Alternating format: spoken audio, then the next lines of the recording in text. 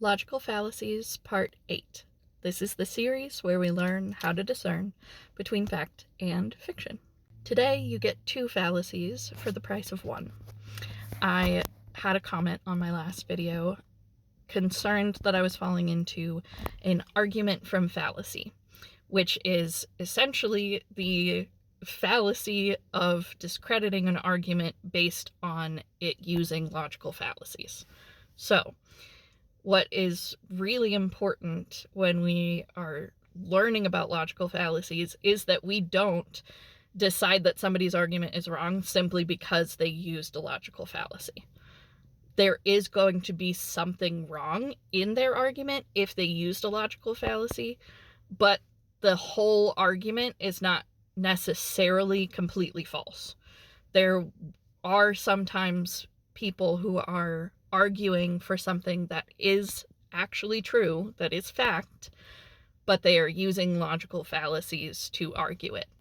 And in using those logical fallacies, they end up falling into some untruths and some lies amidst the truth. So the reason I say that our series is about learning how to discern between fact and fiction is because we need to be able to decipher those arguments and pull them apart so that we can tell what parts of those arguments are true and what parts are false. And logical fallacies can be really helpful in helping us to do that. Our second logical fallacy of the day is called alternative truth. This is essentially where somebody lies and calls it truth, and they make you really confused and feel like you're crazy because they're questioning your understanding of reality by discrediting what is actually true. This is essentially what gaslighting is. It's pretending like something's true when it isn't true. This is a really important logical fallacy to watch out for because it undermines truth. Hannah Arendt wrote a book called The Origin of Totalitarianism that was published in 1951.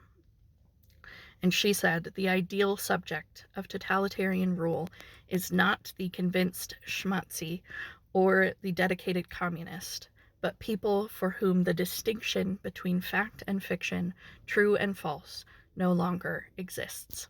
This fallacy makes the listener feel completely insane and like they can't trust any of their senses anymore or their own ability to discern between fact and fiction.